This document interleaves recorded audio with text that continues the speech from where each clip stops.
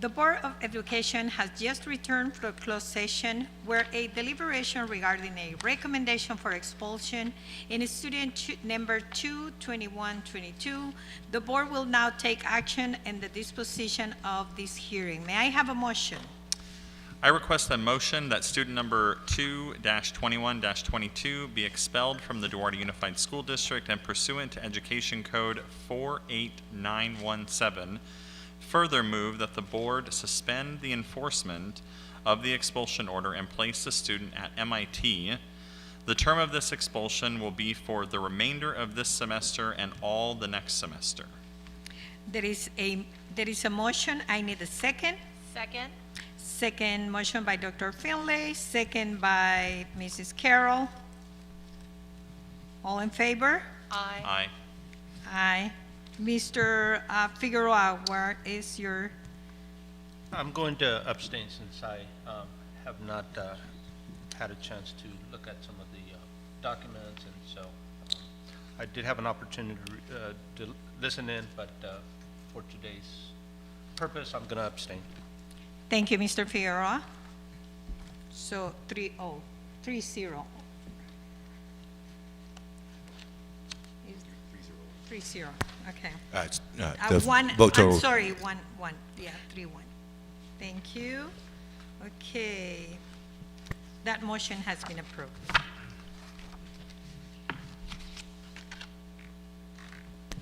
Madam President, just one correction. Actually, the vote will be tallied as 3-1-1 with one absent and one abstention. Oh, okay, thank you. Yeah, and just for the record, Mr. Bell was not able to attend the meeting today. So we now continue with our regular meeting. I will call the meeting to order at 7:14. Roll call, Mr. Bell is not here. Mrs. Carroll? Here. Mr. Figueroa? Here. Dr. Finlay? Here. And Reyna Diaz here. Dr. Emerson? Thank you, Madam President. This evening, Mr. Crosby, Assistant Superintendent of Personnel, is absent, celebrating his daughter's graduation from high school this evening. All other cabinet members are present. Thank you. Thank you. Congratulations to Mr. Crosby's daughter and her graduation. I will now ask Mrs. Carroll to please lead us in the flag salute, and then following her, Dr. Emerson, if you can please read our belief, vision, and mission right after a moment of reflection. Yes, can we stand? And we're going to face east, straight this way. Right hand on your heart.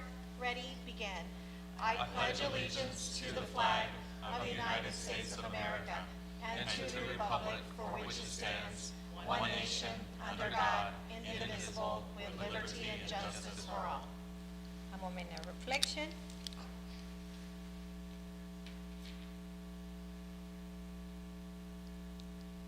Thank you. Please be seated.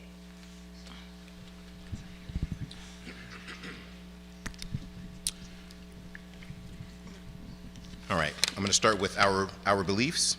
We believe we are a community of learners. We believe learning occurs in a culture of caring and respect. We believe all students are motivated to learn when they are engaged in meaningful work that connects to their lives. We believe expectations do influence performances and outcomes. We believe learning increases when there are high expectations for performance. And we believe that we have a responsibility to find solutions that enable all students to learn. Our vision, 21st century schools producing 21st century students. And our mission, to provide the knowledge, skills, and inspiration for each student for success in college, career, and life. Thank you, Madam President. Thank you, Dr. Emerson. Adopt the agenda with corrections to the following item. Item 8.1, budget presentation. Item 13.1, multi-year projection pages within the proposed adopted budget for fiscal year 2022-2023. And item number 13.3, list of pools of qualified architectural services companies for future projects to include west ground design. May I have a motion? So moved. Moved by Dr. Finlay, Second. second by Mr. Figueroa. Any discussion? Any question? All in favor? Aye. Aye. Mr. Bell is absent. That I need to call by names? No? Thank you. Okay, presentations. Dr. Emerson. Thank you, Madam President. Tonight, our first presentation will be on the presentation of the proposed budget, proposed adopted budget for the fiscal year 2022-23. And here to present this information is Ms. Tiffany Bell, Assistant Superintendent of Business Services.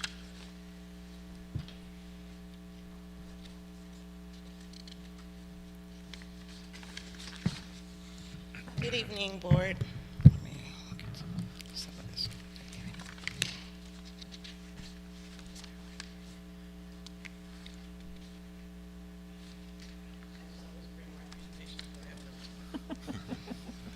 No problem.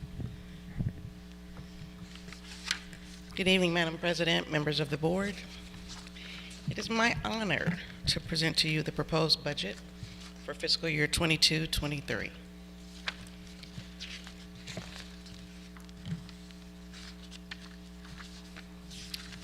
Tonight, where our topics of discussion will be our budget timeline, our estimated actuals for 2021-22, our fund cash balance, what is the adopted budget, our COLA, average daily attendance, our multi-year projections, components of the ending balance, our May revised proposal, and what's next.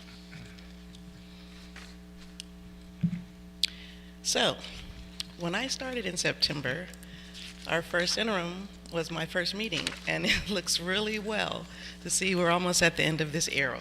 So we are here in June, and we will present our LCAP and the budget for public hearings. Our estimated actuals.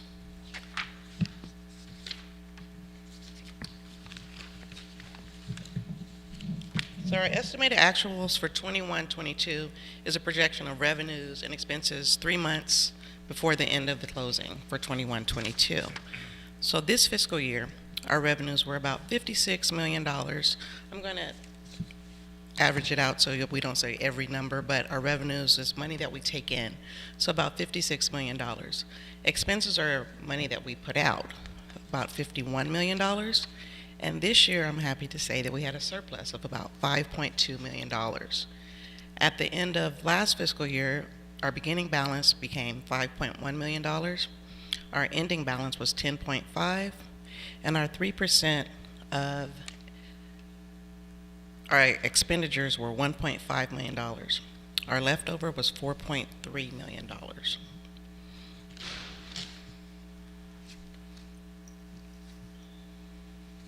Fund cash balance. So in the beginning of the year, we always tell you what our fund cash balance is, and it's good for you to know, so you'll know how the district is and if we're solvent. So there's numerous funds, and so Fund 1 is general fund, and that's the one we always talk about. That one usually has everything under it from salaries and services and things. So our general fund is positive, our adult education fund is positive, our child development fund is positive, Fund 13, which is our cafeteria fund, is positive. Fund 21 is our building fund. This fund supports both measures E and S, and we came to you about 2 meetings ago and asked for sub-funds for further clarification to identify the funds. So in Fund 21, we asked for Fund 21.1 and Fund 21.2 and Fund 21.3. So Fund 21.2 will always be identified by measure E. Fund 21.3 will be measure S.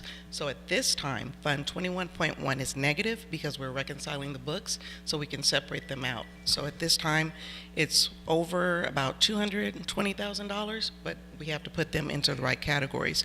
So when we finish, they will all balance out, and we'll have Fund 21.2 with everything earmarked for measure E, and Fund 21.3, everything earmarked for measure S. Fund 21.2 will be positive. Fund 21.3 will be positive by the next meeting in June, on June 23rd. Fund 25 is positive, Fund 35 is positive, and Fund 36, which is our pass-through account, remains positive because it just goes through.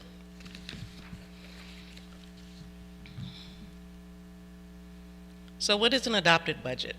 It's the estimated proposed revenue and expenditures for the upcoming fiscal year, as well as 2 subsequent years. So remember, everything that we do with the budget is for the current year and 2 out years. So each local education agency, the LEA, is required to adopt a budget by July 1st. Your LEA is each district. The county superintendents are required to examine the budget for each school district in the county, and the state superintendent of public instruction is required to examine the adopted budget for each county office of education. So there's checks and balances. So once we give it to you, you approve it, we give it to them, and then they approve it. Budgets are examined for compliance with state-adopted criteria and standards, and we know if there's any corrections, then they will bring it back to us, and then we'll correct them, then we have to resubmit all over. So Duarte intends to have approved budget by June 23rd.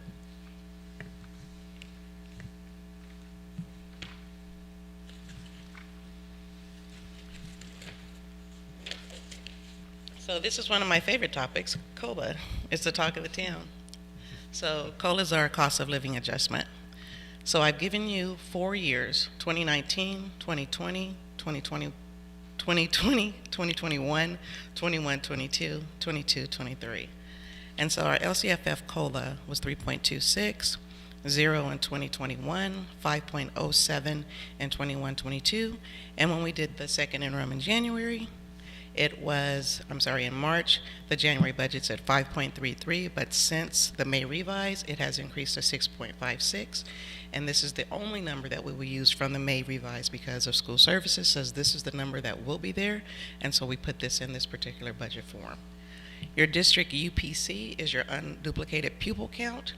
And we're at 2,401 in 1920, 2,389 in 2021, 2,166 in 21-22, and 2,097 in 22-23. You will recall that the unduplicated pupil count determines the amount of supplemental concentration grants that we receive. In this particular count of students, it would be our English learners, our foster, our youth, and free and reduced meal students. So this is our average, and so remember in first interim and then second interim we came back and we said we usually are about 70%. And so this is the unduplicated percentage for the last 3 years in each category.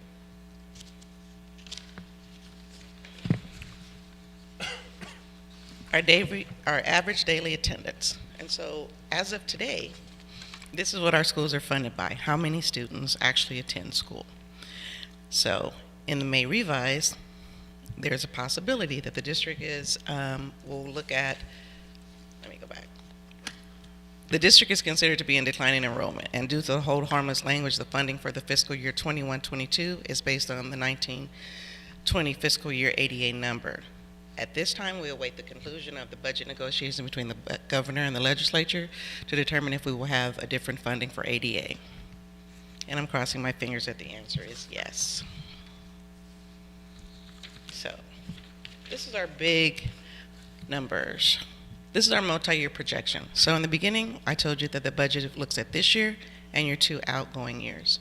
So again, our revenues were about $49 million. Our expenses were about $51 million. Our deficit in 22-23 was $1.8 million. Our beginning balance was about 10, ending balance 8.7. Our 3% was 1.5, and our leftover $2 million. When we get to 23-24, we notice that our revenues begin to drop down. And if we had the slide before 21-22, you see that those numbers began to drop too. So our federal funding is starting to go away, which was our COVID money, and it's starting to expire. It should expire in 9/23 and 9/24. So when you see that, you'll see these numbers start to go down about $2 million. But our expenses remain the same. Our expenses, remember, about 85% of our expenses are salaries. Our deficit then increases to about $2 million in 23-24. And then at the bottom, your leftover is about 1.2 in a deficit. When you go over to 24-25, again, you see that our federal funding is starting to go away, and our expenses probably remain about the same. We're still about a $2 million deficit. Our beginning balance then is $6 million. Our ending balance is about 3.4. Our reserve is 1.5, and then we are in, our leftover is again negative $5 million. So then your question is, well, what are your components of your ending fund? So your ending fund starts with revolving cash. Our revolving cash is petty cash, and that's what we actually have on hand. Our stores are usually like paper items that are in the warehouse, inventory, things like that. Our restricted money was about $5.1 million, and that can consist of all our state and federal programs, Title I's, all the titles, all the categorical kind of funding. Our unrestricted usually is discretionary, but a lot of it is salaries. Our reserve for economic uncertainty is 3% of our expenditures, and that's $1.5 million. So, in the May revise, there's proposals. There's a lot of proposals, and a lot of proposals that will do well with us. So the LCFF increase, should increase by $2.1 million, $2.1 billion, I'm sorry. Your COLA is already at 6.56. We want to also look at and remember that COLA is calculated by ADA. So there's a lot of conversation about COLA and that it's 6.56. But we have to remember where our ADA is compared to others. Then we have a current, they're looking at the average daily attendance, and it's either going to go by the prior year's average or a 3-year rolling. We're hoping for the 3-year rolling because then whatever it is from 1920, 2021, 22. 22, 23 will be the average. And if 22, 23 is the average of those 3 years, we're looking at about an additional $2.1 million in additional revenue for us. There's a lot of grants coming up, learning opportunities, 4.8, Dr. Hillman will talk about that. The pre-kindergarten, Dr. Hillman will talk about that. There's a lot of things on the rise for the May revise and a lot of things for revenue for us. And so we're looking forward to those proposals, and we should probably hear something by June 15th. So when we come back on June 23rd, we can give you an update as to where we are and what we will receive by the May revise.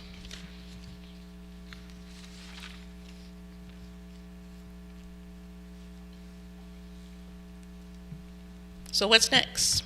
So we're going to, in the next meeting, on June 23rd, we're going to outline our AB 1200 assumptions. We're going to review the new MYP to include revenues and expenditures proposed by the May revise. We hope that you approve the budget, and we will do a submission to LACO for our AB 1200. Are there any questions? Yes. Hi, just to touch again on ADA, you said something might change with the ADA. Is it student attendance? There might be a change in that? I don't know if... So I said that the way it's funded now is ADA is normal. So the way we're hoping and the way that the legislature is pushing is that there is a 3-year average, a rolling average. So they start from 1920, then 2021, and 21-22. They take those 3 years, average them, and that will give us our 22-23 ADA. Okay. But that will still be based on Yeah. 3 years of ADA, not enrollment. That is correct, Okay. ADA. Okay. Madam President, or Madam Vice President, just to add on to the point that you just made, Ms. Bell articulated that they're looking at a 3-year average. I just want to give some context around that as a reminder that lots of school districts were negatively impacted by the impacts of Delta and Omicron. And in the month of January specifically, many districts who normally would operate in an environment where they have somewhere between 95 and 97, 98% average daily attendance dropped to nearly 80%. The impact of that, if that's then what the government funds us on in the preceding, the subsequent years, it would mean hundreds of thousands, if not millions of dollars of impact of less funding by using that as a model. That's why there are these proposals that are in the legislature to potentially hold harmless because, again, the pandemic put us in a situation where not only did we have a surge of cases that mitigated, and then quarantine standards, so on and so forth, but then also just the fear from parents to say, well, if I don't want to send my child to school in an environment where there's lots of cases. So we kind of doubly got hit in the month of January, and it wasn't just a Duarte unified issue, it was a state of California, it was a national issue, it was a worldwide issue. And so I think that the legislature is keen to look at these as other ways to make sure that districts don't get penalized, if you will, and look at some short-term solutions. Also, there are more long-term solutions that this legislature will be looking at over the course of the next couple of years, moving from the antiquated ADA model to an average daily membership model. That's something that has been stated that they're going to study for the next year. So lots on the ADA, ADM front, and Ms. Bell is closely tracking that for us. Dr. So, Fin- oh, sorry, Ms. Bell, so would this 3-year average, would this only apply to 22, 23, or is this an ongoing thing that it would always look at the preceding 3 years? It will always look at the preceding 3 years. Okay. And back to your other question, for Duarte, our ADA to enrollment is usually about 90%. Even in 2021, it was about 99%. So we were pretty close between our enrollment and our ADA. Which is a great testament to the staff, to the district. So it's a great number, 95%, 99 in 2021 percent. So kudos to everyone for working hard on that. Just a couple of questions. So, what were the COVID monies for 2021, 2020, 21, and then? Mr. Figueroa, Yes. would you be, Oh. yeah, thank Oh, you. sorry about that. What were the COVID monies for 2020 and then, so 2020, 2021, and then 2021, 2022, so this last year, right? So did we get COVID monies So last? I'm sorry, that wasn't included in this presentation. It was Okay. included before. So if you send me an email, I can give those numbers to you. Okay. And I can outline each one that we got, ESSER, GEAR, ESSER 1, ESSER 2, ESSER 3. And do you anticipate, so for 22, 23, if I Are you understand looking it at the correctly? multi-year, so I can know what you're looking at? Yeah.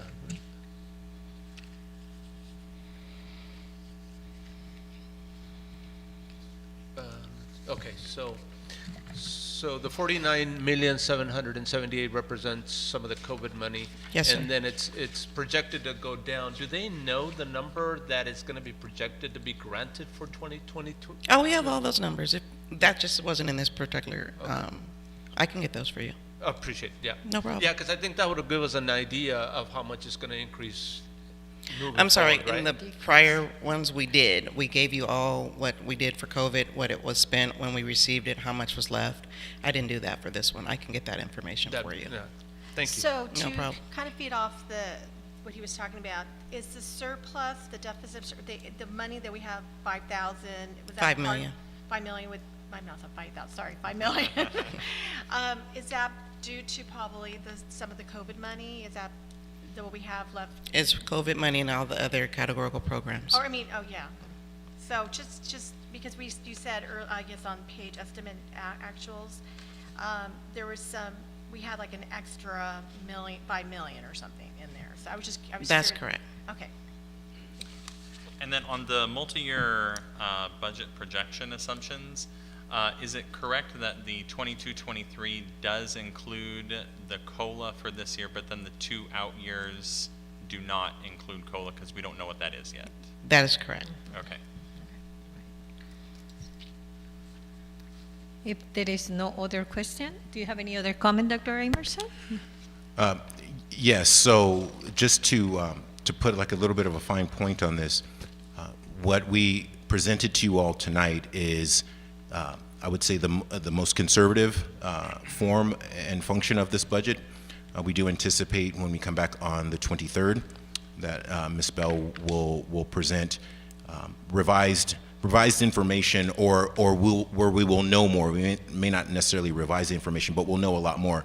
The reason I'm saying that is because we will not over-express the numbers above and beyond what we reasonably and historically have expected to receive. And that's why we put that litany of ideas of what is looking at being implemented through the May revise, but we only included the COLA because the COLA is what historically we can rely on, and then also using the information that was published by School Services of California. That's why we added that in. Everything else is still on the table, and because we had to present the budget tonight on the 9th, knowing that the governor has put out his proposal and the legislatures have already agreed on their joint proposal, both those entities are now negotiating with each other. their deadline is June 15th. So their deadline to reach a budget agreement is June 15th. So likely we will know a lot more by the 23rd, where we can come and give some additional context and contours. But obviously, when the budget is fully adopted and fully enacted, we will be coming to you with additional revisions to make sure it's reflected and the numbers are completely accurate. So I just want to make sure that there are things that you see on the screen that are that are rosy red, and we get that. Those are true numbers as it stands based on what we know right now. But we fully expect, once the budget is agreed to and adopted, that there will be significant additional revenue that will be coming to the school district. And that will be like after the June 23rd? We'll know more on June 23rd, but we won't adjust. We won't have enough time to fully adjust to that. We will be recommending AB 1200, which will reflect some of that information, but the full budget revision, remind me, Ms. Bell, I think we have 45 days 45 after. days, so we'll do it again in August. Yeah. But on the 23rd, this presentation will show you 22, 23, and then it will give you an idea of with AB 1200 and the May revise. So you'll see another column there that says AB 1200 May revise next to 22, 23. Well, it might say 49 million. I got you. 49 million, and the next time you see it, it might say 57 million. I'm just saying, it might say that. I don't think I'll say that much, but Okay. your point is well 52, made. 52. Your point is well made. Thank you, Ms. You're Bell. welcome. Thank you. Okay, we will continue with number 2, Dr. Emerson. Thank you, Madam President. At this time, we will be presenting to you all, I want to make sure I say the title of it correctly, as Dr. Hillman makes her way to the podium, a presentation on the Duarte Unified School District's 2021 to 2024 Local Control and Accountability Plan, LCAP, the update for the LCAP year 2022-23. And to present this is Dr. Nadia Hillman, Assistant Superintendent of Education Services. Dr. Hillman. Good evening. Good evening. Good evening. Good evening, Madam President, Board, Dr. Emerson, community behind me. I'm here now to follow up with our LCAP presentation. And this is typically, as you know, the normal cycle is in June, to bring it for a public hearing along with the proposed budget that you just heard from Ms. Bell. And so these two the documents that we have before you, these two presentations, are really interlinked because you saw a lot of numbers and assumptions about the coming year. This provides you context of what the work that we're going to be doing with our students and utilization of those funds. So the LCAP, as you have heard me say before, is our Local Control Accountability Plan. It outlines our base grant, which is really intended for all students. And we also receive those supplemental and concentration dollars that are additional funding for students based on their needs. Particularly, there's the unduplicated pupils that you heard Ms. Bell speaking of. We have an overall arching unduplicated count of 69.3%, but breaks it down into our students who are qualified for free and reduced meals, our low-income students, our English learners, and foster youth. In the LCAP, which you were is attached to the agenda, it's a rather lengthy document, and it really spells out all the goals, actions, and metrics that we utilize for this plan before you today.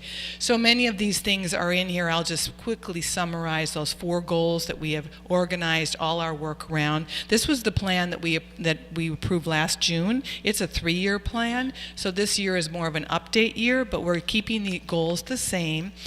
Goal 1 is around that achievement gap, closing that achievement gap. Goal 2 is focusing on physical and emotional security of our students. Goal 3 is that diverse educational options that we provide for our students, especially at the secondary level, thinking about their post-secondary outcomes. And finally, goal 4 is that our highly skilled staff and our 21st century skills that support all of our programs. So the process, as you have been part of through these years, and even this year, is we collect, we look a lot of different data. We collect input from our community, from our stakeholders. Now, the state has asked us to use the terminology educational partners, so you'll hear us using that word. But we engaged in a series of meetings throughout the spring and had our thought exchange, opinion sharing platform, and asked really a generally question. What are some of the things that you think our schools are doing well, and some of the things we can focus on in order to improve? And this is just a quick screenshot of some of the, a word cloud of some of the responses that we received. We had participation from all of our different groups, our parents, we had students involved, certificated classified staff, and community members as well, outlined here for you.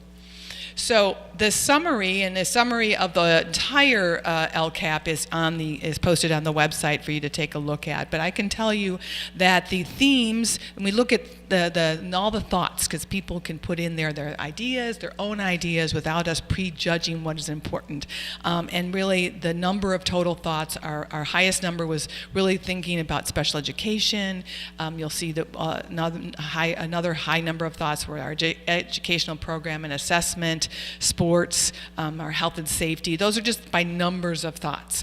We use this to sort of break it down into some themes, and we look at it more closely in detail by how numbers were achieved their STAR scores. So when we organize all those thoughts and the input that we received from our educational partners, and we look at the goal 1 with achievement gap, some of the areas that received a high number of ratings was thinking about staffing, our educational program and assessment, how we provide tutoring and academic support, once again special education, and the technology program that we provide for our students. Under Goal 2, the comments that received very high STAR scores included our mental health and behavior, our health and safety and school nutrition, and how we're engaging our parents and family activities. Under Goal 3, you'll see how they're broken down here in the STAR scores, middle school and high school programs, and what we're doing to increase those opportunities for our students. And finally, Goal 4, which is really our base grant area, was looking at the received high scores about compensation for our teachers and staff, and teacher retention, and our facilities. I'm going to go through the metrics very quickly, because actually this was brought to you in February when we did the annual update mid-year. But these are the metrics that we looked at for achievement gap using the required state metrics. You'll see that there's a comparison over a couple of years, different baselines, honestly, and then because we had a loss of, we didn't take the SBAC during the pandemic, we did do the SBAC. We did administer SBAC last spring, although it was right when we were sort of starting to have students come back to school. Some of our students took it from home, some of it in class. So we're looking at of how our students did and areas that we can continue to work on in terms of achievement. In the document, in the LCAP itself, lists all the different actions that we would be utilizing our restricted funds to help support that and closing that achievement gap, including those supplemental resources to close the achievement gap. Our staffing, including our teaching and learning coaches, are in that action as well. Trying to minimize and keeping our class size reductions, keeping them smaller so that teachers can have opportunities to work with students in smaller groups. Our English learners, how we're focusing on them. We have ELD and our bilingual aids and education that's directed for our students who are acquiring English. AVID, an AVID program that we have. Our Title I programs at all of our, well, I shouldn't say all of our schools now, but most of our schools who qualify for Title I. Our reading intervention program, which is Read 180 and System 44. We're developing our MTSS to provide intervention for students, and continuing a new teacher support, and our technology, of course, which is an important priority for us. Under Goal 2, the metrics that we looked at were the chronic absenteeism and suspension and expulsion.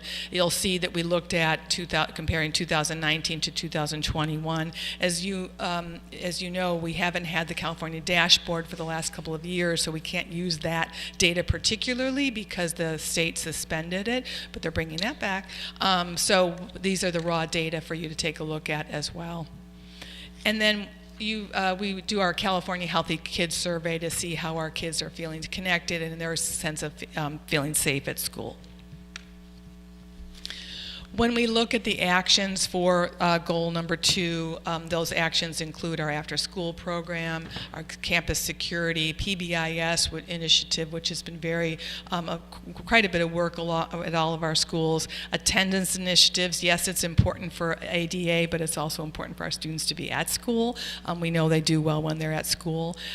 Social, emotional learning, and mental health support, and how are we supporting our parents and continuing our family engagement. Under Goal 3, looking at secondary programs, our CTE pathway completion, A through G, and our early admissions program, these data that you've seen of areas that we need to continue working on, bringing us back to where we were with the pre-pandemic. And in the actions related to Goal 3 are instructional models and electives that we provide, including our high school pathways. You're going to be approving. There's some contracts on the board tonight to talk about how we're supporting career tech education as well. Excuse me. And finally, Goal 4, which is our highly skilled staff in 21st century. This is our LCFF base grant. So these are basically all the expenses that our school districts required to provide for all of our students. To basically do school on a daily basis. So that is a very quick overview of what you have in the narrative packet that was brought before you. Today is the public hearing. We will bring it back on the end of the month for your approval, and we will submit it also for LACL for their approval and implementation for the 2022-23 school year. And I do like to say that all of this it's a document. There's a lot of words on it, but it really represents the hard work and dedication of our employees and the support of our parents and the resilience of our students to continue our reach for excellence. This time I'll entertain any questions you might have about our LCAP. Board? Well, lots of good information. Absolutely. Nice layout of the goals. You know, I was at Duarte High School about 3 weeks ago, and I had an opportunity to ask some of the seniors, you know, you've been here 4 years. Tell me about your observations, your suggestions, your concerns. And one of their most frequent comments was that we need more options, we need more classes. So it's good to see that's highlighted here, that if we can look at different programs, different partnerships where we can provide, you know, other programs, is great. So besides that, yeah, I would love to be able to sit down with you and go through that and kind of get caught up with some of those programs. So good stuff. Happy to do it. And to kind of reiterate back a little bit, even on the thought exchange, coming in third, I think needed more sports, and I think they want that. It seems like they need that more in this community, maybe parents and the kids in general. So I noticed that, going back to what he was saying about more options. So, Dr. Hellman, thank you very much for that presentation. In your estimation, have you been finding the thought exchange to be a valuable tool? Do you feel like we're getting a good representation of the community? So it's interesting. You and I have had this conversation offline, right, about this particularly. We had meetings throughout the spring, in-person meetings, really encouraging people to come out, and it was this was a different year, right? So we're still trying to figure out what's the best way to reach everybody. This is one way for us to, one avenue to get at it. We certainly know that we can expand on that and provide, once again, more options, because it's not a one-size-fits-all opportunity. Great, thank you. Dr. Hillman, I was just thinking about some time ago when we heard for the first time LCAP. Oh my God, what a challenge. And we have come a long way. Thank you for your presentation. And I remember, yes, how are we gonna put together all this? How do we can get, I mean, all these new things that we have to implement, and we have so short time to start doing it. So thank you very much for what you have done. And This isn't me, okay? well, I know. I'm just going to say it for the community, for everybody. This is not me. This is the story of what we do. And that's the intention of LCAP. It's a little dense. Mr. Figueroa, I'm happy to sit down and go through it with you. It is, I know it's very dense. We have a requirement of the way we need to write it. But ultimately, it's intended to tell the story of the work that we do for our students. And it's our students. It's Duarte students. And that's the intention behind it. So I hope it represents really all the myriad of things that we are doing for students. Because there's a lot. Thank you. You're welcome. Thank you. Madam President? Yes, sir. Go ahead. You know, I have the fortunate privilege of having a very humble team, and so when Dr. Hillman says this is not her, I agree with what she's saying. However, leadership does matter, and being able to be the custodian and the gatherer and the collaborator that makes all those things happen. I appreciate her leadership and the work that she does, and I think that, again, we have a really great team who's doing really, really good work behind the scenes, and they're extremely humble, and so for Ms. Bell and for Dr. Hillman, I think they are doing good work, and so I just want to make sure we recognize that. Because these two wonderful women, you can show how good you are, huh? Can I sit down now? Yes, thank you, Dr. Hillman, that's very nice of you. Thank you, Dr. Thank you, Hillman. Dr. Hillman. And with that, Madam President, I will move us along on the agenda as everybody has red cheeks. Okay, so our next item, I'm going to ask Mr. Kevin Morris to come forward, and we are going to have a presentation of the presentation of Asset Management Advisory Committee report on findings and recommendations for 1433 Crestfield Drive, Duarte, California, also known as Andres Duarte Arts Academy, or a portion thereof. And also, Mr. Morris will be doing a presentation, and also the district does have Serene Abrahamian, counsel for the district, who's also present to answer any questions regarding legal. And then Mr. Morris will be presenting the contours of the report. Mr. Morris, thank you. Thank you, Dr. Emerson. Hello, Madam President, Board, and District Administration.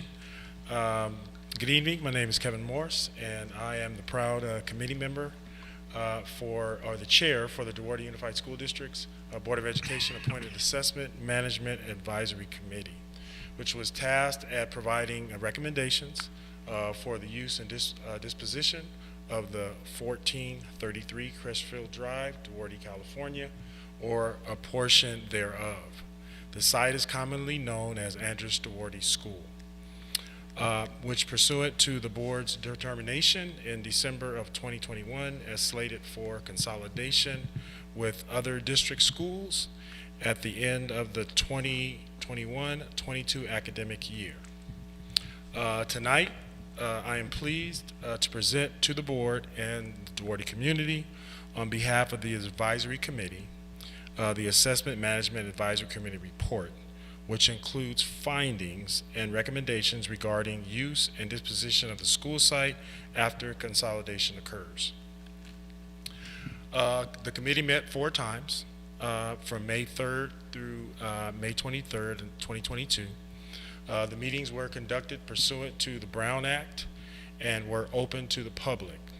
On May 23rd, 2022, the committee held a public hearing to receive additional community input regarding the use and disposition of the Andres Duarte school site. Pursuant to Education Code Section 17390, the advisory committee presents its report to the board for its review and consideration, and to consider the use and disposition options outlined in the report. And I believe you guys have that there in front of you. The advisory committee wishes to thank the board for its support and for advisory committee, and wishes to thank staff for information provided to the committee to help inform the committee's recommendations, and for its administrative support over the past months, and the committee wishes the district continued success, and thank you all. Also, I want to thank Tiffany, Grace Reyes, also, and this Abrahamian, also for their support and help during this process, and also the other board members that also, committee members that participated in this process, and it went very well. So I want to thank all of you for that. The legal questions go there, if you have any legal questions. If that's the conclusion of your report, Yes. Mr. Morris? Yes, that's good. And so, Madam President? Board members, do you have any question? To Serene or Mr.? Okay. I have some for Serena, but also some for Mr. Morris. Maybe just one. So, as you mentioned, these 4 meetings were open to the public. Yes. Can you comment at all on if there was a lot of attendance from the public, other than those, I guess, on the committee that attended these meetings? No, I mean, the information went out. I know that because it, went to my school and some of the other schools, and there wasn't much attendance. But I mean, we were all there. The committee was representative of the community very well. I mean, we had past parents, current parents, employees, residents that live in the area. All were residents, so it was very well represented, and we got a really good. A lot of information, a lot of input, a lot of discussion. It was very well done, and I know a few times we kind of went over the time, but there was a lot of heavy discussion going on, and it worked out very well. So it was very. Yeah, I thought as I looked over the membership of the committee, I thought it was a really good mixture of individuals. Oh, so yeah. it was great to see that, and I also noticed that I watched at least 2 or 3 of them. They were put up on YouTube as well to watch and everything. So Yes. I'm glad the district took the steps to make sure that was available to everybody. Yes. Yeah, it went well. Mr. Morris, how many committee members? There were 9. Yeah. 9 of us. So we can have it was a 7-Eleven, so you can have between 7 and 11, is that what it was? Okay. Yeah. Okay. Mr. Morris, what was the main concern specifically from the residents in that area? Yeah. I would say the big thing that came up a lot was preserving the park or the parks thereof, portions of it. Some of the discussions came about with talking, okay, if there are homes there, would the developer still, include those park areas? Would the park still exist, or would one of the baseball fields still exist? That was a big topic. I think that was on a lot of folks' mind. And Any concern about the school change for some of them, or the parent? It probably was a mix of everybody, but. yeah, I mean, and you guys know this as well as I do. I mean, this was something that was, had to happen, unfortunately, and to, right size our district. But there was no, pushback on that. People were just, okay, they kind of understood that this is what needs to happen. What is the best use now of that land at that point? John Fasano was also on the committee, which was great to have somebody, from former, from the city, former mayor, and who had input as well. And that was a big topic for him, was the park being preserved because of all the programs and things that they have, or some of it, So. Thank you, Mr. Sure. Morris. Any other question? I have No? a couple questions, Madam Okay, President. go ahead. Mr. Morris, how long have you been a Duarte resident? Since 2002, 20 years to be exact. And how long have you been a Duarte Unified School District employee? 16 years. The reason I put him on the spot and asked him to answer those questions, the committee seeing the value of Mr. Morris being on the committee and asking him to be chairperson because of his unique position within the district, his unique perspective as a resident, but also as a long-term employee, has seen the ups and the downs and the changes that have happened in the district. So I just think that his expertise was instrumental to this process, and so I just want to publicly thank Mr. Morris for his leadership and his work on the committee. I think Tiffany guilted me into it too, so. Just kidding, just kidding. Nobody says no to Ms. Bell. Just kidding. Now, I believe Thank you you, want to do Mr. Morris. a legal grilling, maybe? Thank you, Okay. Mr. Morris. Thank you. Okay, sure, thank you. Okay, Shereen.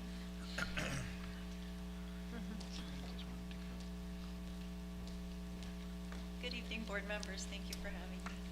Good evening. Good evening. Just pull that down to you, Serene, there. Oh, he's a little tall. He's a little tall. I didn't even realize. Okay, board.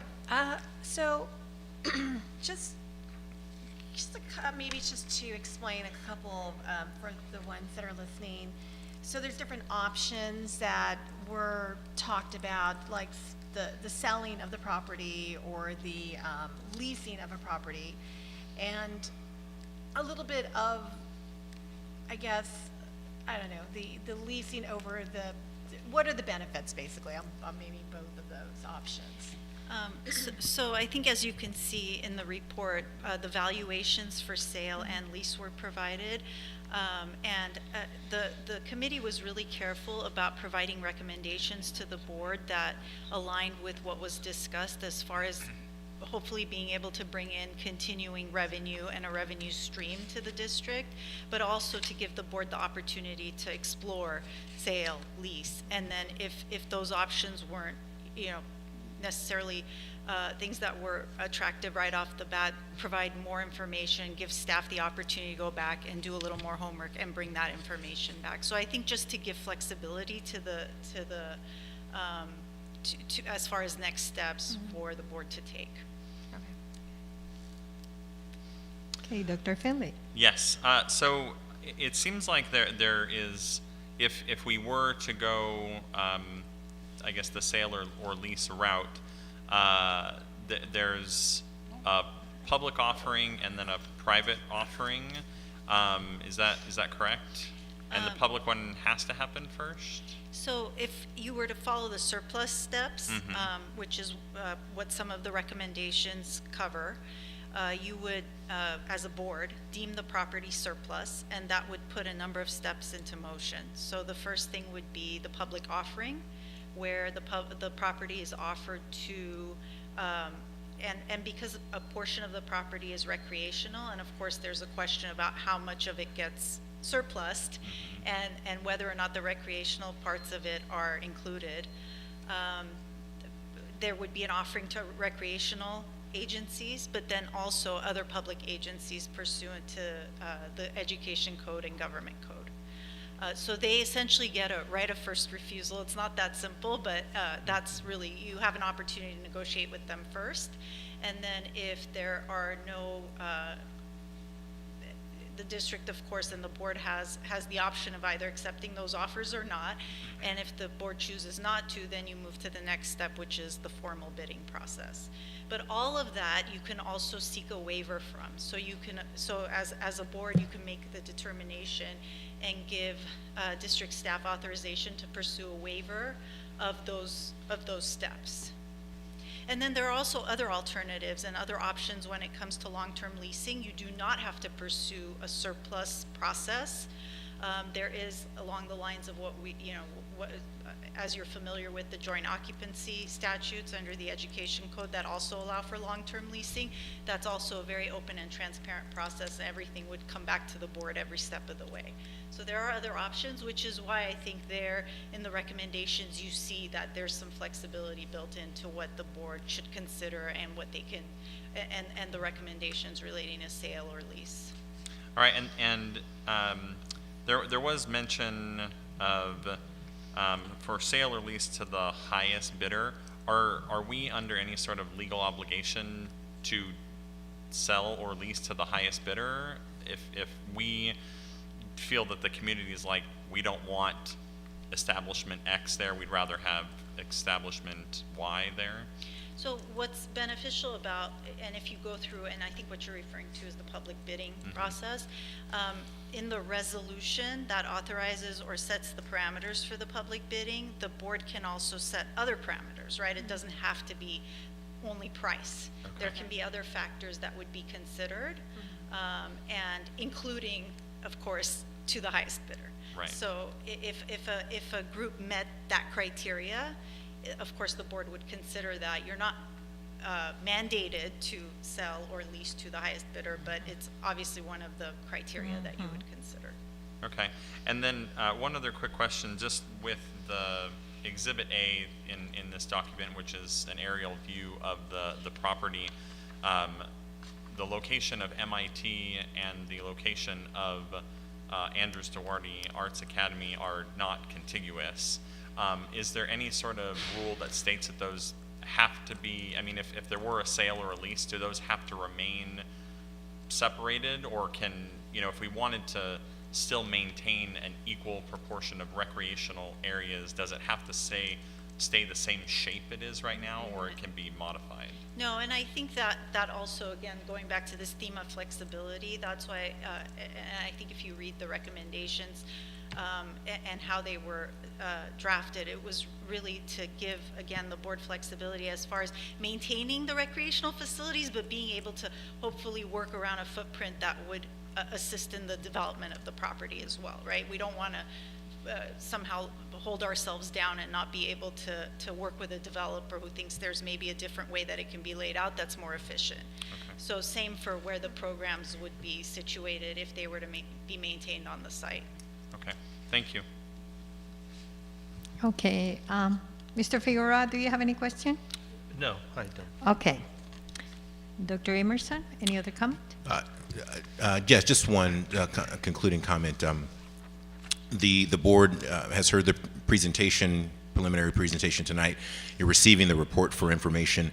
This begins the process, and so we will be working on this moving forward to get really clear on what the board's options and what the board's desire is for that property. And so we'll be engaging you in a series of conversations in the coming weeks and months to really articulate what's the path forward for it. So it's not a report that's going to sit on the shelf and gather dust. It's a report that we're going to take action and start to move forward on, per the board's direction as we went through and made the decision to do this consolidation project. So again, thank you to Serene and to Kevin for their work, as well as the rest of the committee for being engaged in the process, and we look forward to continued work. Thank you, Serene. Thank you. Yes, thanks. Okay, we now move to Superintendent's report.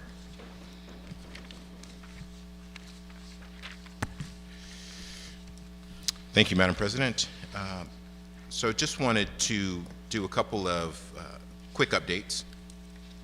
It was talked about this evening that we're going to be bringing more information back on the 23rd regarding the district's budget. But I'm also just excited and pleased to share that we've reached tentative agreements with both of our labor partners, and that's always a good thing, to be able to reach a settlement agreement where we are increasing and enhancing and improving the working conditions and the working agreement between the district and our labor partners. So we're excited to move that work forward. Number two, I'm super excited for the commencement and promotion ceremonies that happened this year. I think that it reminded me of the wonderful work that we all do, and we did commencement last year, albeit in mask and socially distanced, and there were lots of things that we had to put in place to make sure we could put those events on. But to be able to do those events this year and to see the joy and the exhilaration on our scholars' faces who were promoting to 8th grade. I had a chance to spend time at Valley View to see the 6th grade promotion, and just the joy and the exuberance for parents and students, and then to see our MIT scholars and our Duarte High School scholars to graduate. It just reminds us of the core purpose of our work and why we exist, and so I'm just really, really excited to share that and celebrate that with this community. The last thing is just a shameless plug. Summer school is open and running right now. We are in the first week of our summer school program. It's happening at Beardsley Royal Oaks and Duarte High School. And this is another opportunity for us to address things like enrichment, intervention, kind of filling in some of those learning gaps and learning issues that were exacerbated by the COVID-19 pandemic. And so we're really excited to be able to facilitate that. We are facilitating the program through Duarte Unified School District. We're running it kind of full lock, stock, and it is going very, very well. So, cheer our students and staff on. They have a great learning experience through the course of this summer. And that's the conclusion of my comments this evening. Thank you, Madam President. Thank you, Dr. Emerson. At this time, we are moving to item number 10, request to address the board. And Mr. Hernandez, you're going to be addressing the board? No? I see that you have the yellow card, so I'm not sure if you want to. Okay. Okay, go ahead. Thank you, Madam President. We do have one request to address the board this evening. So the board would like to invite Sabrina Ramirez and Grace Young to come forward. Can you help someone help them with the microphone? I think they're going to need help. Maybe lower it. Lower it, yeah. lower. Oh, wait, she's tall. Oh. But they are tall, but they All can right. bring it down. And Sabrina and Grace, you guys have 3 minutes. Bring your But, microphone. there Yeah, you go. thank you. President Diaz, honorable board members, Superintendent Dr. Emerson, esteemed cabinet and community members. Good evening. We are Grace Young and Sabrina Ramirez from Monrovia Duarte Girl Scout Troop 2851.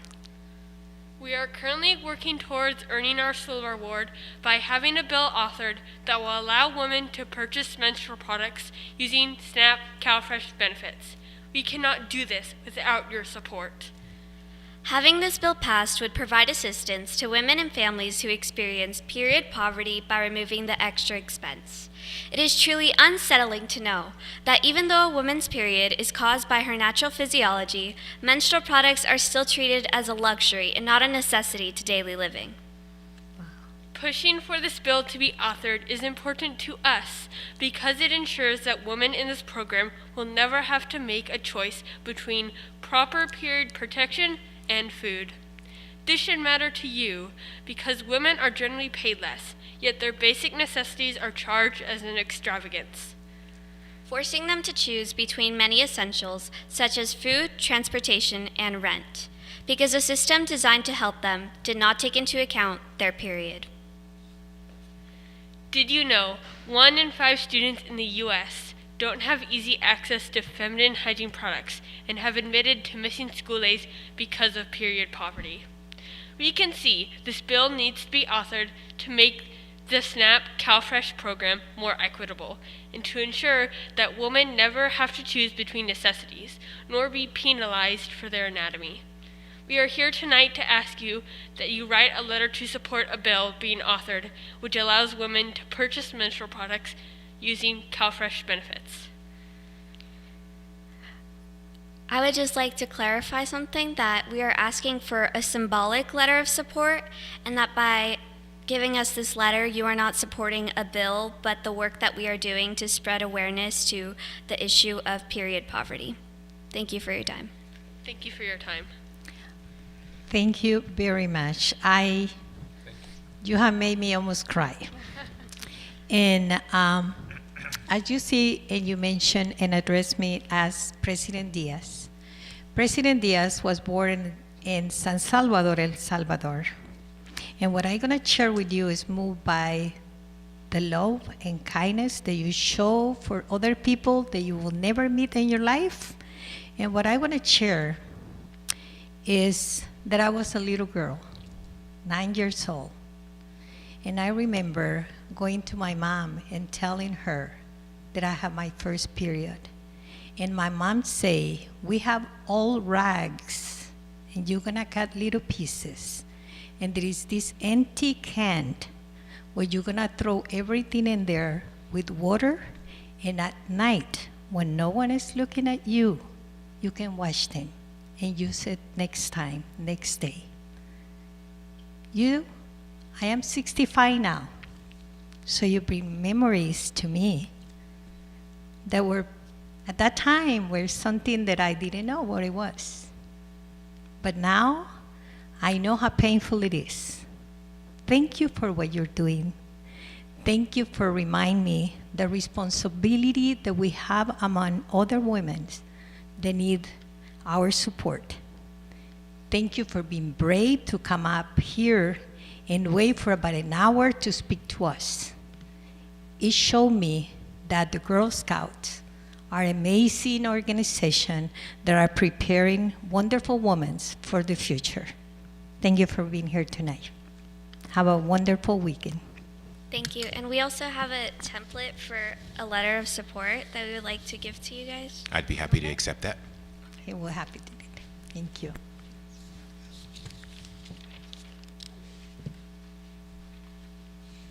Great job. Okay, That's the conclusion of public comments, Madam President. thank you. We now move to general functions. Item to approve, I need a motion to approve the minutes of the meeting of May 12, 2022. Motion to approve? Second. Moved by Mrs. Carroll, second by Dr. Finlay. And I will call to a vote because I know Mr. Figueroa was not here, right? So by name, I know Mr. Bell is not here. Cece Carroll? Yes.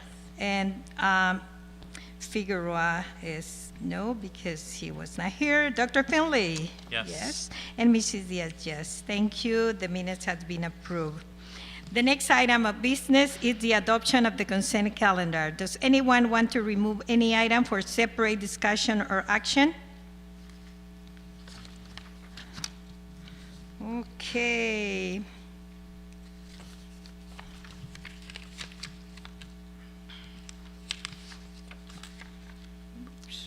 You want a motion to approve the consent calendar? I need to go to the next page. Thank you. Gotcha. Okay. Any motion to separate discussion? Okay, since there is no any objection from any board members to approve the consent calendar, I need a motion to approve. Motion to approve the consent calendar. So moved. Moved by Dr. Finlay, Second? second by Mrs. Carroll. All in favor? Aye. Aye, thank you. Four.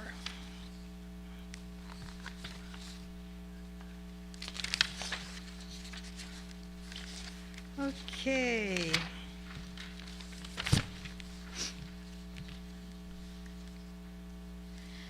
I need a motion for a second reading approval of the board policies. May I have a motion? Motion? Motion by Mrs. Carroll. Second? Second by Mr. Figueroa? Oh, No. No, Mr., Dr. Finlay. Any discussion? Any opposition? Motion call, roll call, not roll call, right? All in favor? Aye. Thank you. Moving to educational services, public hearing regarding the College and Career Access Pathways Partnership Agreement with Citrus College. Do I have a motion to open the public hearing for item 12, number 12.1? Motion to open? Motion by Mr. Figueroa, second? Second? Second by Mrs. Carroll.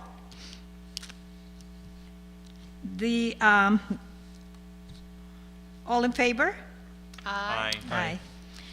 The public hearing is now open.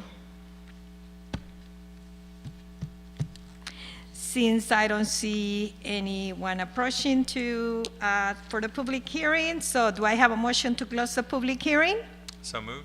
Moved by Dr. Finlay, second. Second? Second by Mr. Figueroa.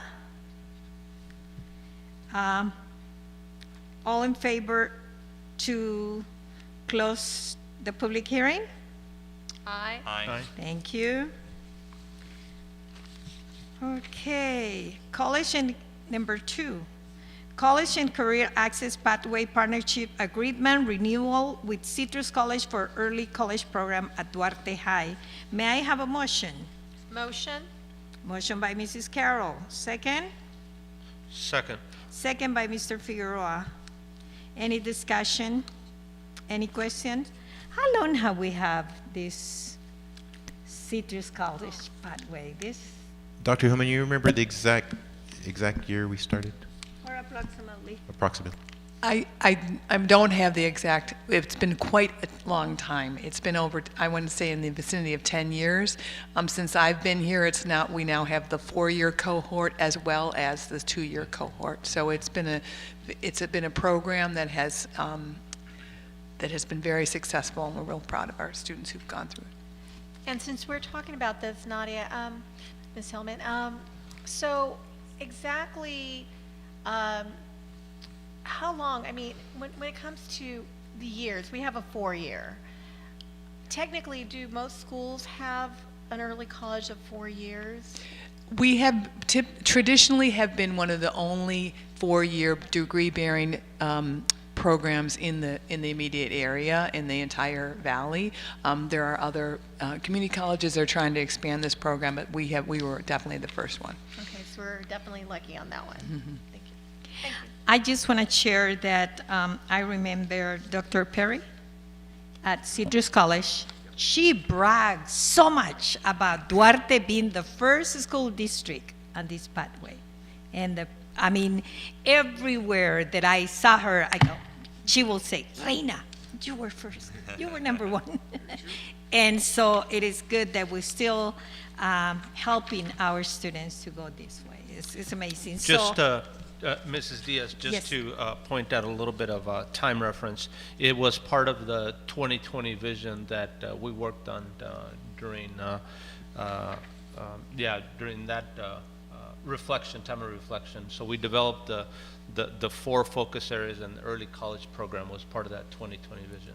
It's amazing. Time flies. So Yeah, thank you. I was just going to say, when I went to Duarte High School, this was back in the late 90s, I attended Citrus College for a couple of classes, and I would have loved to have been able to just take classes right at Duarte High School. I think that is such a huge benefit that my own children are getting to benefit from, and I think it's fantastic that is something that we can offer as really a crown or a jewel in our crown at Duarte High School, that is a program that's available to students. And it pays dividends not only in high school, but you really start to see those tremendous savings when these students go on to college and get to skip the line, so to speak, when registering for classes,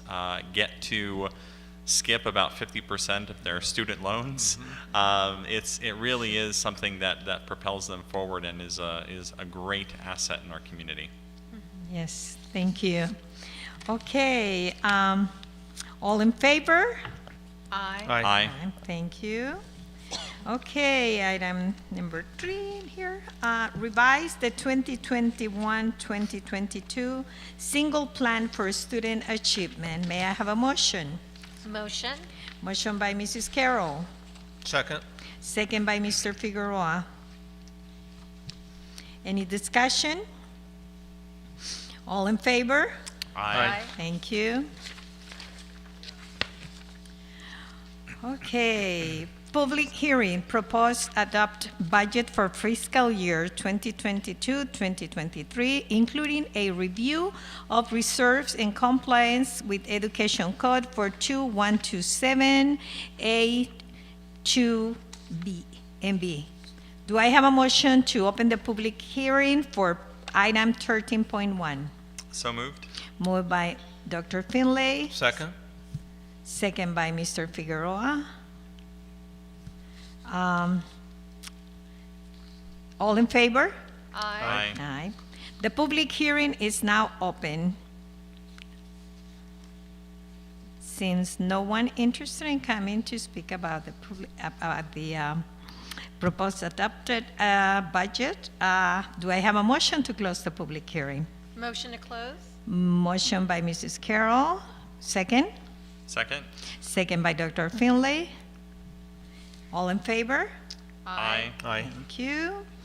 Public hearing, Duarte Unified School District 2021-2024 Local Control and Accountability Plan, LCAP, for LCAP year 2022-2023. Do I have a motion to open the public hearing for item number 13.2? So moved. Second. Moved by by Dr. Finlay, and second by Mr. Figueroa. The public hearing is now open. Oh, I'm sorry. Not all in favor? Aye. Aye. Thank you. The public hearing is now open. Seeing no one come to the podium, do I have a motion to close the public hearing? Motion to close? Motion by Mrs. Carroll, second. Second. Second by Mr. Figueroa. All in favor? Aye. Aye. Thank you. Motion carry. Establish a pool of qualified architectural services companies for future projects. May I have a motion? Motion. Motion by Dr. Finlay, Second? second by Mrs. Carroll. There is any discussion? Can you, Dr. Amerson, just explain this one a little bit more, just a little bit understanding on this one? Yeah, happy to do that, Vice President Carroll. So as you know, we are still managing and monitoring two different bond programs, both Measure S and Measure E. We have done extensive work with Little Diversified. Little Diversified is currently the architect on the high school gymnasium project, the high school tennis courts project, et cetera, et cetera. We do think to remain competitive and to make sure that we are getting, you know, the best bang for our buck, if you will, that it's in our interest to have a pool of additional architect firms that we could partner with or work with for subsequent projects. And so just to make sure that we remain showing to the community and to the public that it's a remaining kind of active pool of bidding and work that goes out from Duarte Unified School District, we wanted to create this pool. And so Ms. Bell and her team went out and solicited these proposals, and this is the pool that's being put forth for the board's consideration. Okay, thank you. Any other question? All in favor? Aye. Aye. Thank you.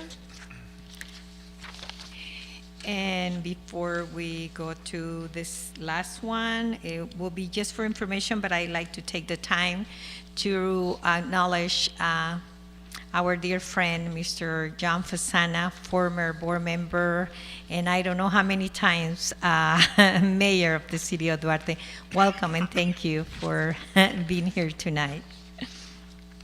Okay, last one, received for information the Asset Management Advisory Committee report on findings and recommendations for 1433 Crestfield Drive, Duarte, California, or portion therefore. And Dr. Emerson, thank you for putting together that. And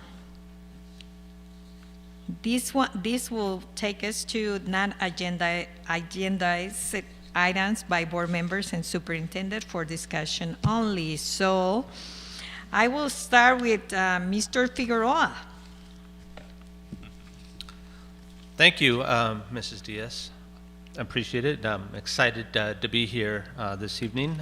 Once again, thank you for the opportunity to be part of the team. To Reina, Ken, of course, Cece, and James, thanks for the opportunity to be part of the team. I look forward to moving the educational agenda for the community forward in a positive way.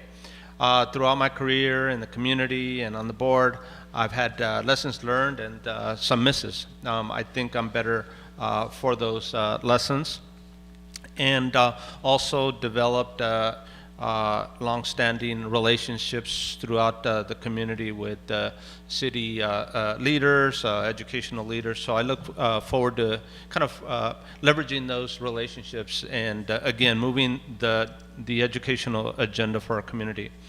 I look forward to working with all educational stakeholders, including our teachers, our staff, principals, parents, and students. As I shared with many of you, our most important agenda at the moment is to work in collaboration with our teachers and our staff to develop a strategic plan. Whether it's salaries, benefits, class size, professional development, just to mention a few. We have lots of opportunities to work together, and I think we can achieve big dreams. To that end, I would like to set up a time to meet with our teacher leadership and staff in a spirit of innovation, dialogue, and creative conversation. Secondly, I would like to set up some time to visit some schools towards the end of the month. I think it would be great to have those conversations and bring myself up to date with the challenges, the opportunities, and the ideas of how we can move forward. Lastly, as we close this year and begin to plan for next year, I'd like to suggest that we expand our relationship with Citrus College. You know, we were just talking about Citrus College. We've had a relationship with Citrus for a long time, and it's great to see the expansion of the different programs. But I think there's a lot more work that needs to be done.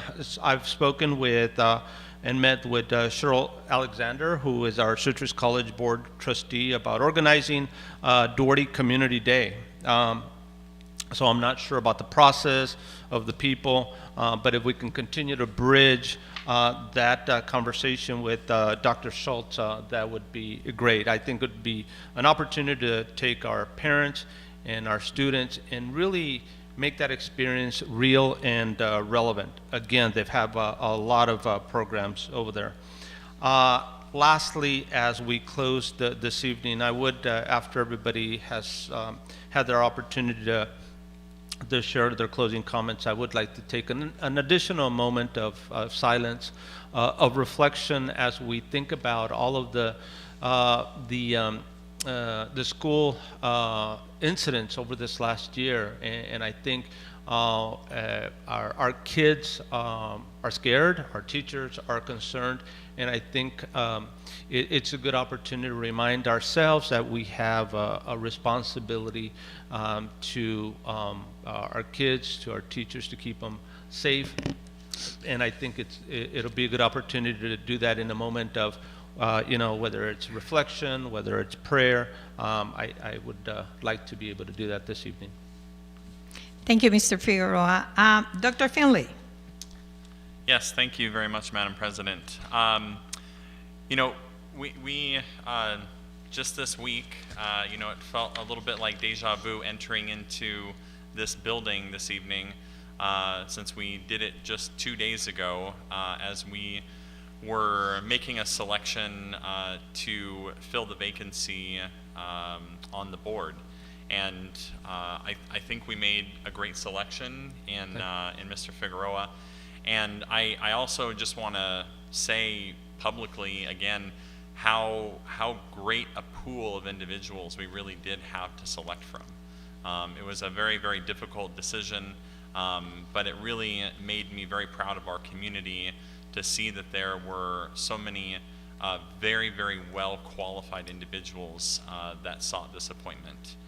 And finally, I would just like to quickly comment on the graduation and commencement ceremonies that took place over the last couple of weeks at the different schools throughout our district. And the week of graduation happened to be a pretty busy one for me at work, and just some personal stuff going on. It was just kind of a busy time, and I was not feeling all that great about everything that was on my plate at the time, but I just wanted to share with everybody how absolutely wonderful and inspiring it was to be at these celebrations of our scholars and teachers' achievements throughout this academic year.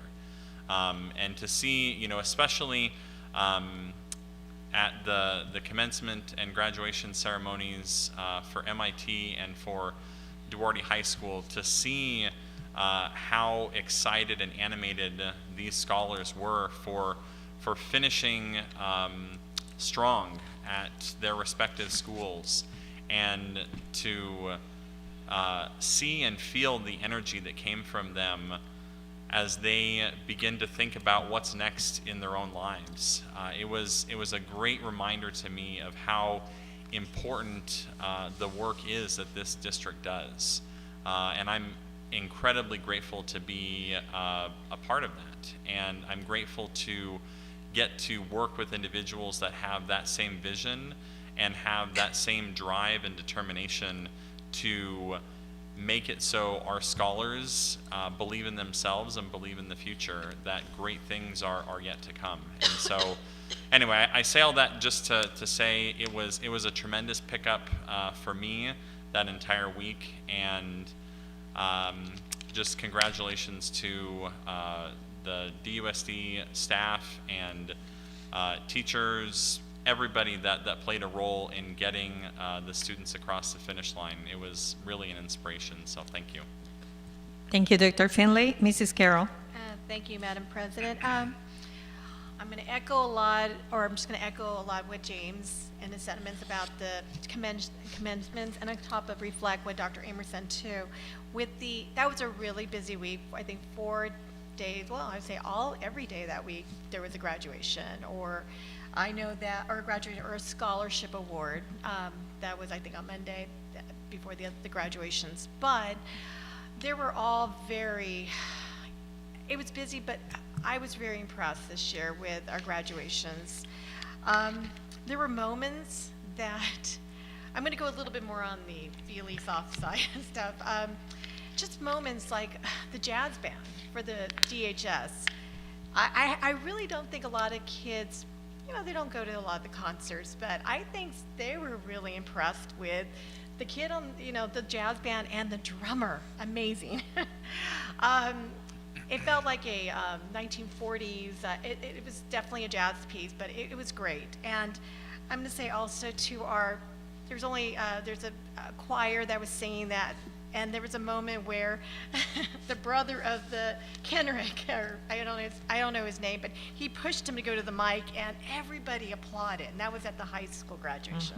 So there were some moments on each graduation that were just lovely to see, and as a parent, and how amazing all the scholars, all the salutatorians and valedictorians, and how they spoke, and truly, you're right, it has to do a lot with our schools, our education here, our teachers, our administrative team, and everything that came together. It turned out lovely. So I want to reflect on those moments, and pretty much, and I just want to welcome Frank again to this board. Just looking forward to working as a team with you. Thank you. You're a great addition. Thank you. Thank you, Mrs. Carroll. And Mrs. Diaz, I Yes, am sir. so sorry. I'm going to just make one additional comment before Go ahead. your closing comments. I'd like to recognize my nephew who's here, Luis Serna. He was a special ed paraprofessional here at Royal Oaks. He is resigning to focus on his master's program, so he'll be going to APU. So. Great. Congratulations. Okay. Dr. Emerson, the other day, I think it was Wednesday, I saw a sign that say Parents University at the high school. Can you elaborate a little bit on that, please? I was Yes, so Parent University is a program that has run in the district for several years. It runs at night. It runs through a structured curriculum that is facilitated. Actually, Mr. Morris is instrumental in facilitating that Parent University. It's held at Duarte High School, where we invite parents to come in and go through this structured curriculum about how to be active in their students' educational journey, how to set up their students for success, how to be partners with the school district, and just how to be advocates for their students. And so the Parent University program is very, very well received. It also is tied to a program that I believe liaisons with one of our universities, maybe APU, where there's actually an evaluation and there's there's a person that we liaison to make sure that we're kind of implementing the program with fidelity. So it's an ongoing support mechanism. And it's one piece that we do on parent engagement, but Madam President, you and I have had conversations, and we're looking for additional ways to expand on parent engagement opportunities. So we'll still be working on that. Perfect, thank you. I echo all the comments of my colleagues on the graduation ceremonies, but I want to emphasize in Valley View promotion. There was this boy that he played the national anthem on his electric guitar. It was amazing, amazing his performance. I was like, wow, right? It was wonderful, so I just want to mention that. But I also would like to take the time to say thank you to all the organizations that have provided thousands of dollars in scholarship to us, to our students. It has been a lot of money. I mean, wonderful. So thank you to all the activities that they put together to be able to give these scholarships. Kids who receive $2,000, $4,000, $500, $1,000. It's just amazing. We are blessed to be able to be part of this community. I also would like to mention that I was contacted by Mr. Manoj Patel that on Saturday, the Duarte Urban Greening Arbor Day. I believe that the city of Duarte has received over 300 trees that will be planted on Saturday, June 11 at Encanto Park from 8 to 12. So if anyone can come and help to plant trees, that will be a wonderful opportunity. You can call Mr. Manoj Patel at 626-215-8742 or register our rtsgvf.org. And with that, Dr. Emerson. So the final comments I'll just make for this evening is I just want to publicly thank all of our staff, our teachers, our paraprofessionals, our classified staff. I shared some of these ideas, or some of these thoughts, not ideas, but thoughts, with our district leadership team in our meeting yesterday. And what we realized is that we were truly on a journey this year, and we didn't know where the journey was headed. So when we came back in August, there were all these open questions. You know, could we stay open? Were cases going to stay down? What did independent study look like? Did we need to be in a hybrid? Were our teachers comfortable? Had we provided enough PPE? Did we have the right systems and structures? There were all these open questions. But our community rallied around us, and our staff, you know, hunkered down, and day by day, one foot in front of the other, we kept school open. We kept welcoming our scholars. We kept moving forward. And then Delta, and then Omicron, and we kept moving forward, and we kept moving forward. In the midst of that, this board made tough decisions, challenging decisions. And for that, I just want to remind the community that there's just greatness in Duarte. There's great teachers, there's great staff, there's great kids, there's great families, there's great businesses, there's a great board. It's just a great place. And I think that when we come every day to work, or we come every day to serve, sometimes you're so close that you don't see the greatness that's around you. And so I always invite all of us to step back and create a wider frame of reference to see the wonderful stuff that's in front of us. And I want to thank the board president for reminding me of that electric guitar, because can you imagine being a 12-year-old at your own 6th grade promotion and standing up, plugging your guitar into a little amplifier, and the room is standing room only with all of your friends, all of your, you know, your teacher, your principal there, and you raffle off a rendition of the Star Spangled Banner flawlessly, not a single note missed. I mean, it was awesome. And that's an example. And even in like preparing notes and thinking about what I want to say, I've forgotten about that. And so when in doubt, take a moment to zoom out and take a wider perspective on the greatness that is in this city and in this community, because it's right in front of us. We just need to step back and look at it. that's the conclusion of my comments. Thank you, Dr. Emerson. And we really appreciate the help that we get from Mercedes. I know we work with, your leadership is amazing, but Mercedes, thank you. Thank you for keeping us online. And remember, you don't go to the city hall. You go to, you have to go to performance. And okay, thank you for keeping us online, Mercedes.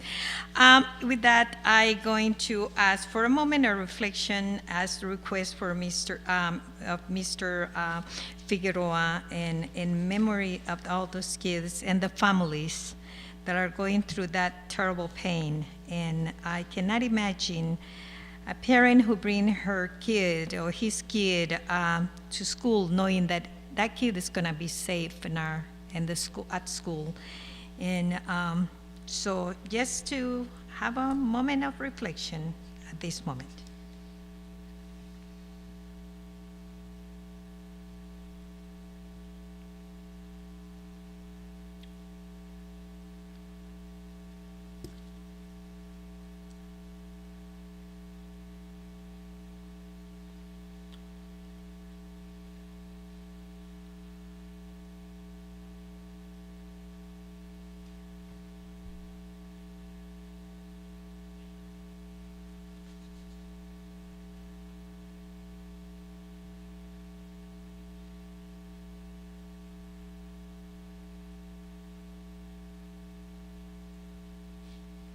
Thank you. Thank you, Mrs. Diaz. I need a motion to adjourn the meeting in memory of Maria Elena Calderon. May I have a motion? Motion. Second. Motion by Mrs. Carroll, second by Dr. Finlay. Mrs. Elena Calderon was my stepmother. She was a wonderful woman, more than my stepmother. She was my friend, the one who teach me and show me that a woman need to take care of herself, and a wonderful woman. So since that, she's gone, and but her memory is still working in me, and I still do what she asked me to do, to be a real woman. Okay. There is no other discussion or comment. All in favor to adjourn the meeting? Aye. Thank you. Meeting adjourned. Thank you, Board.